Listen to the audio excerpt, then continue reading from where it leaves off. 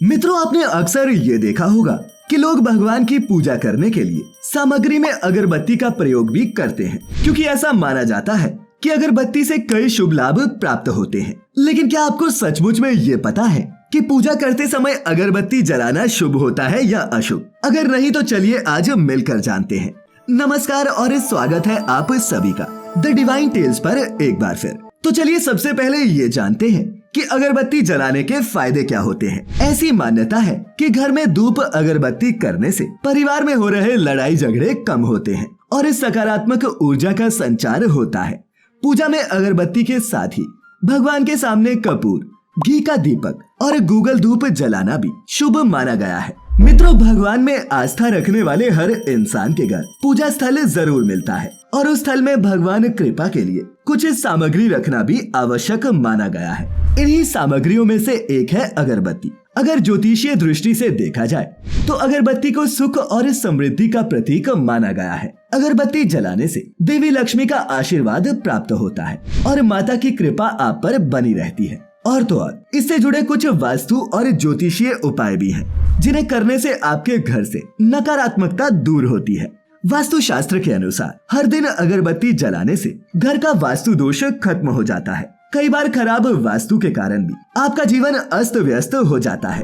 आपके बने बनाए काम बिगड़ने लगते हैं और आप मानसिक तनाव का शिकार हो जाते हैं। इसीलिए हर दिन अगरबत्ती जलाने से आप न सिर्फ इन परेशानियों से मुक्ति पा सकते हैं, साथ ही घर की सारी नकारात्मक ऊर्जा सकारात्मक ऊर्जा में परिवर्तित भी कर सकते हैं। इसके अलावा बता दें कि दक्षिण दिशा को वास्तु शास्त्र में यमराज की दिशा माना गया है, क्योंकि इसे नकारात्मकता से जोड़कर देखा जाता है। लेकिन वास्तु विज्ञान की माने तो घर की दक्षिण दिशा में हर दिन अगरबत्ती जलाई जाए तो इससे घर में आने वाली बुरी शक्तियाँ दूर रहती है। इसके अलावा अगरबत्ती जलाने से जो धुआं निकलता है उससे भी हानिकारक बैक्टीरिया खत्म होते हैं, यानी कि अगरबत्ती जलाने से आपको स्वास्थ्य लाभ भी मिलता है। इसके साथ ही साथ आपको ये मानसिक शांति भी प्रदान करती है। वहीं अगर आप आर्थिक मुसीबतों से जूझ रहे हैं तो आपको सुबह शाम घर में अगरबत्ती जलानी चाहिए।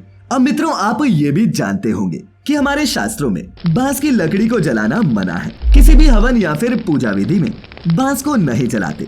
ऐसा माना गया है कि अगर बांस की लकड़ी को जलाया जाए तो इससे आपका वंश खत्म हो जाता है और पितृदोष लगता है। वास्तु विज्ञान में भी बांस को शुभ माना गया है। शादी, जनेऊ, मुंडन आदि में बांस की पूजा और बांस के मंडप बनाने के पीछे यही कारण है। इसीलिए बांस को जलाना शुभ नहीं माना जाता। ऐसी भी मान्यता है कि जहाँ बांस का पौधा होता है वहाँ बुरी आत्माएं नहीं आती। और बांस न जलाने के पीछे कई वैज्ञानिक कारण भी है, क्योंकि इसकी लकड़ी में लेड जैसी धातु पाई जाती है। ऐसे में अगर आप इसे जलाकर खत्म करते हैं तो ये धातुएं जलकर ऑक्साइड्स बनाती हैं, जिसके चलते वातावरण दूषित हो जाता है और ये आपकी सेहत के लिए खतरनाक साबित होता है। जब आप सांस लेते हैं तो इसका धुआं आपके शरीर में प्रवेश कर जाता है और इससे आपको सांस से संबंधित परेशानियां हो सकती हैं।